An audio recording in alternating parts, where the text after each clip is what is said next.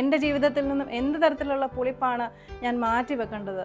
എൻ്റെ ജീവിതത്തിൽ നിന്നും എന്ത് തരത്തിലുള്ള പുളിപ്പിൽ നിന്നാണ് ഞാൻ മാറി നിൽക്കേണ്ടത് എന്ന് കാണിച്ച് തരണമേ എന്നുള്ള പ്രാർത്ഥനയോടുകൂടി ഇന്ന് ഈ പെസഹായ്ക്ക് അത്യുന്നതന്റെ നാമത്തിന് മഹത്വമുണ്ടായിരിക്കട്ടെ. അത്യുന്നതൻ മനുഷ്യനായി വന്ന നസറേനായ യേശുവിൻ്റെ സത്യ ഏകദൈവത്തിൻ്റെ നാമത്തിന് എന്നും എന്നേക്കും മഹത്വമുണ്ടായിരിക്കട്ടെ. ഇന്ന് പെസഹായാണ്.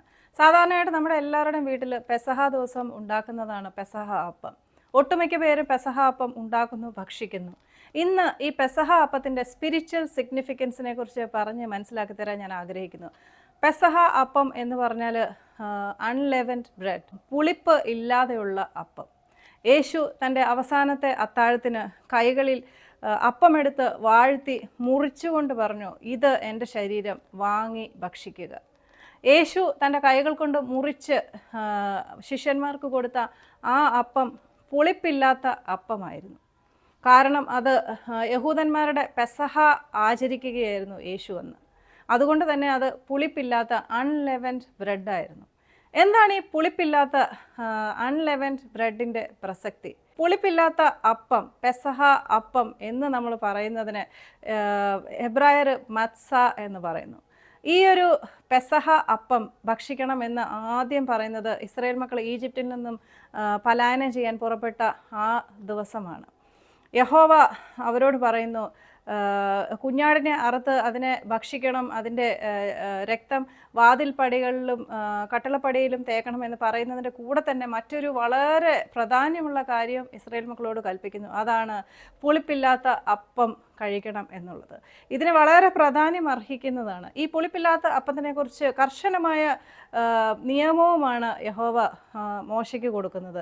ഇതിനെക്കുറിച്ച് പുറപ്പാട് പുസ്തകം 12-ാമത്തെ അധ്യായം 15-ാമത്തെ വാക്യത്തിലുണ്ട്. നമുക്ക് ആ വാക്യം വായിക്കാം. നിത്യ നിയമമായും നിങ്ങളത് ആചരിക്കണം. 7 ദിവസം നിങ്ങൾ പുളിപ്പില്ലാത്ത അപ്പം തിന്നണം. 1-ാം ദിവസം തന്നെ പുളിച്ച മാവ് നിങ്ങളുടെ വീടുകളിൽ നിന്ന് നീക്കണം. ആരെങ്കിലും പുളിപ്പുള്ള അപ്പം തിന്നാൽ അവനെ ഇസ്രായേലിൽ നിന്നും ഛേദിച്ച് കളയണം. വളരെ കർശനമായ ഒരു നിയമമാണ് ദൈവം അന്ന് മോശയ്ക്ക് കൊടുക്കുന്നത്. 7 ദിവസം പുളിപ്പില്ലാത്ത അപ്പം മാത്രമേ അവർക്ക് കഴിക്കാൻ പറ്റത്തുള്ളൂ. മാത്രമല്ല, പുളിച്ച വസ്തുക്കൾ അല്ലെങ്കിൽ പുളിപ്പ് അവരുടെ ഭവനങ്ങളിൽ നിന്ന് പൂർണ്ണമായിട്ടും നീക്കം ചെയ്യണം. ഈ പുളിച്ച അപ്പം ആരെങ്കിലും കഴിച്ചാൽ അവരെ ഇസ്രായേലിൽ നിന്ന് ഛേദിച്ച് കളയണം എന്നാണ് പറയുന്നത്. ഈ പുളിപ്പിനെ കുറിച്ച് പിന്നെയും ഒരുപാട് റെസ്ട്രിക്ഷൻസ് നമുക്ക് പഴയ നിയമ പുസ്തകങ്ങളിൽ കാണാൻ സാധിക്കും. പുറപ്പാട് പുസ്തകം 34-ാമത്തെ അധ്യായത്തിലാണെന്ന് തോന്നുന്നു, യഹോവ മോശയോട് പറയുന്നുണ്ട്, യാഗരക്തത്തിൽ പുളിപ്പുള്ള അപ്പം കലർത്തരുത് എന്ന്. ഇതുപോലെ തന്നെ ലേവ്യ പുസ്തകം 12-ാമത്തെ അധ്യായം 11-ാമത്തെ വാക്യത്തിലും യഹോവ പറയുന്നുണ്ട്, ധാന്യയാഗത്തിലും ദഹനയാഗത്തിലും പുളിപ്പുള്ള വസ്തുക്കൾ കൂട്ടിക്കലർത്തരുത് എന്ന്. ഈ ഒരു റെസ്ട്രിക്ഷൻസ് ഒക്കെ പുളിപ്പുള്ള വസ്തുക്കൾക്കാണ്. ഈ പുളിപ്പിൻ്റെ പ്രാധാന്യം എന്താണെന്ന് പിന്നെയും നമുക്ക് മനസ്സിലാക്കി തരുന്നത് പുതിയ നിയമത്തിലാണ്. യേശുവിൻ്റെ വാക്കുകൾ, words of wisdom, words of truth. യേശു പറയുന്നുണ്ട്, പരീശന്മാരുടെയും സദൂക്യരുടെയും പുളിപ്പിനെ നിങ്ങൾ സൂക്ഷിച്ചുകൊള്ളുക, ശ്രദ്ധിക്കുക എന്നുള്ളത്. ഹിപ്പോക്രസിയെ ആണ് യേശു അന്ന് സൂചിപ്പിച്ചത്. പിന്നെയും ഇതിനെക്കുറിച്ച് നമുക്ക് മനസ്സിലാക്കി തരുന്നത് പൗലോസ് അപ്പോസ്തലൻ്റെ ലേഖനങ്ങളിലാണ്. കുറച്ച് പുളിപ്പ് അധികം മാവിനെ പുളിപ്പിക്കുന്നു എന്ന് പൗലോസ് അപ്പോസ്തലൻ ഗലാത്യർ ലേഖനത്തിൽ എഴുതിയിരിക്കുന്നു. ഇതിനെക്കുറിച്ച് കുറച്ചുകൂടെ വ്യക്തമായിട്ട് നമുക്ക് മനസ്സിലാക്കി തരുന്നത് 1 കൊരിന്ത്യർ 5-ാമത്തെ അധ്യായം 7 മുതൽ 8 വരെയുള്ള വാക്യങ്ങളിലാണ്. ആ വാക്യങ്ങൾ നമുക്ക് വായിക്കാം. നിങ്ങൾ പുളിപ്പില്ലാത്തവരായിരിക്കാൻ തക്കവണ്ണം പുതിയ പിണ്ഡം ആകേണ്ടതിന് പഴയ പുളിമാവിനെ നീക്കിക്കളവീൻ. നമ്മുടെ പെസഹ കുഞ്ഞാടും അറക്കപ്പെട്ടിരിക്കുന്നു, ക്രിസ്തു തന്നെ. ആകയാൽ നാം പഴയ പുളിമാവ് കൊണ്ടല്ല, തിന്മയും ദുഷ്ടതയുമായ പുളിമാവ് കൊണ്ടല്ല, സ്വച്ഛതയും സത്യവുമായ പുളിപ്പില്ലായ്മ കൊണ്ട് തന്നെ ഉത്സവം ആചരിക്കാം.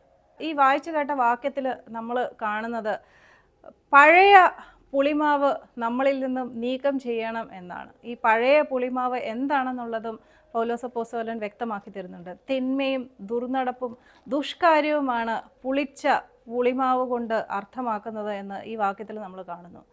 എന്നാൽ ഈ തിന്മ അല്ലെങ്കിൽ സിൻഫുൾ നേച്ചർ മാറ്റിക്കളയുമ്പോൾ നമ്മൾ എങ്ങനെയാവുന്നു എന്നുള്ളതും ഈ ഒരു വാക്യത്തിൽ എഴുതിയിരിക്കുന്നുണ്ട്. സത്യവും സ്വച്ഛതയുമുള്ളവരായിത്തീരുന്നു എന്നാണ് എഴുതിയിരിക്കുന്നത്. സത്യവും സ്വച്ഛതയുമുള്ള പുളിപ്പില്ലാത്ത പിണ്ടമാകാനാണ് പൗലോസ് അപ്പോസ്തലൻ പറയുന്നത്. അപ്പോൾ യഹൂദന്മാരുടെ പാരമ്പര്യം അനുസരിച്ച് ഈസ്റ്റ് അല്ലെങ്കിൽ പുളിപ്പ് എന്ന് പറഞ്ഞാൽ സിൻഫുൾ നേച്ചറാണ്.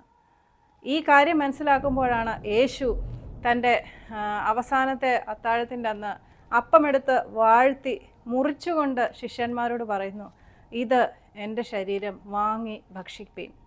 പുളിപ്പില്ലാത്ത അപ്പം മുറിച്ചുകൊണ്ടാണ് യേശു പറഞ്ഞത്, ഇത് എൻ്റെ ശരീരം, വാങ്ങി ഭക്ഷിപ്പീൻ. യേശുവിനല്ലാതെ മറ്റൊരാൾക്കും പറയാനുള്ള ഒരു അർഹതയുമില്ലാത്തൊരു കാര്യമാണ്. പുളിപ്പില്ലാത്ത, സിൻഫുൾ നേച്ചർ ഇല്ലാത്ത, പാപം ചെയ്യാത്ത യേശുവിന് മാത്രം പറയാൻ കഴിയുന്നതാണ്, ഇതെൻ്റെ ശരീരം. ഈ അൺലെവൻഡ് ബ്രെഡ് അല്ലെങ്കിൽ പുളിപ്പില്ലാത്ത അപ്പം എന്ന് പറയുന്നത് എൻ്റെ ശരീരത്തെയാണ് കാണിക്കുന്നത്. വളരെ വ്യക്തമായിട്ട് യഹോവ താൻ മനുഷ്യനായ യേശുവിൻ്റെ രൂപത്തിൽ വരുന്നതിനൊക്കെ എത്രയോ മുമ്പ് തന്നെ ഇതിന് മുന്നോടിയായിട്ട് കാണിച്ചു കൊടുത്ത ഒരു കാര്യമാണ്. ഇതൊരു ഫോർഷാഡോ സ്ക്രിപ്ചറാണ് ഈ പെസഹ എന്ന ആ ഒരു അധ്യായത്തിൽ നമ്മൾ കാണുന്നത്. പുളിപ്പില്ലാത്ത അപ്പം നിങ്ങൾ ഭക്ഷിക്കണം, പുളിപ്പ് നിങ്ങളുടെ ഭവനങ്ങളിൽ നിന്ന് പൂർണ്ണമായിട്ടും മാറ്റണം എന്നാണ് അന്ന് ആദ്യത്തെ പാസ് ഓവർ ഇൻസ്റ്റിറ്റ്യൂട്ട് ചെയ്തപ്പോൾ ദൈവം മോശയോട് പറയുന്നത്. യേശുവിന് മാത്രം പറയാൻ അർഹതയുള്ളത്. പാപമില്ലാതിരുന്ന അവൻ നമ്മുടെ പാപങ്ങൾ നിമിത്തം മാത്രമാണ് തൻ്റെ പാപമില്ലാത്ത ശരീരം തകർക്കാൻ വേണ്ടി യഹോവ യേശുവിൻ്റെ രൂപത്തിൽ മനുഷ്യനായി, വചനം ജഡമായി, ദൈവം ജഡമായി വന്നത്. ഈ കാര്യം മനസ്സിലാക്കുമ്പോൾ നമുക്ക് പെസഹ എന്ന് പറയുന്നത് വെറുതെ ഒരു ട്രഡീഷൻ അല്ലെങ്കിൽ ഒരു ആനുവൽ ഈവൻറ്റ് എന്നതിനേക്കാളിലൊക്കെ ഉപരിയായിട്ട് എന്നും യഹോവ പറഞ്ഞതുപോലെ തന്നെ ഇതൊരു നിത്യ നിയമമായിട്ട് ആചരിക്കാൻ നമ്മളെ ഇത് പ്രേരിപ്പിക്കുന്നു. പുളിപ്പ് നിങ്ങളുടെ ഇടയിൽ നിന്ന് മാറ്റുവീൻ, പുളിപ്പ് നിങ്ങളുടെ ഭവനങ്ങളിൽ നിന്ന് മാറ്റുവീൻ. സിൻഫുൾ നേച്ചറിനെ നമ്മുടെ ജീവിതത്തിൽ നിന്നും, നമ്മുടെ ശരീരത്തിൽ നിന്നും, നമ്മുടെ മനസ്സിൽ നിന്നും മാറ്റുവീൻ എന്നതാണ് ഈ ഒരു പെസഹ അപ്പത്തെക്കുറിച്ച്, ഈ പെസഹ അപ്പത്തിൽ കൂടി ദൈവം ഉദ്ദേശിക്കുന്നത്. ഇതാണ് പെസഹ അപ്പത്തിൻ്റെ, പുളിപ്പില്ലാത്ത അപ്പത്തിൻ്റെ സ്പിരിച്വൽ സിഗ്നിഫിക്കൻസ്. ഇന്നു മുതൽ നമ്മൾ ശ്രദ്ധിക്കട്ടെ, എൻ്റെ ജീവിതത്തിൽ നിന്നും എന്ത് തരത്തിലുള്ള പുളിപ്പാണ് ഞാൻ മാറ്റി വെക്കേണ്ടത്, എൻ്റെ ജീവിതത്തിൽ നിന്നും എന്ത് തരത്തിലുള്ള പുളിപ്പിൽ നിന്നാണ് ഞാൻ മാറി നിൽക്കേണ്ടത് എന്ന് കാണിച്ച് തരണമേ എന്നുള്ള പ്രാർത്ഥനയോടുകൂടി ഇന്ന് ഈ പെസഹായ്ക്ക് നമ്മൾ പെസഹ അപ്പം കഴിക്കുന്നവർ പെസഹ അപ്പം കഴിക്കുക. So come fall in love with Jesus and fall in love with the word of God. Fall in love with the unleavened bread, the true unleavened bread, Jesus Christ of Nazareth.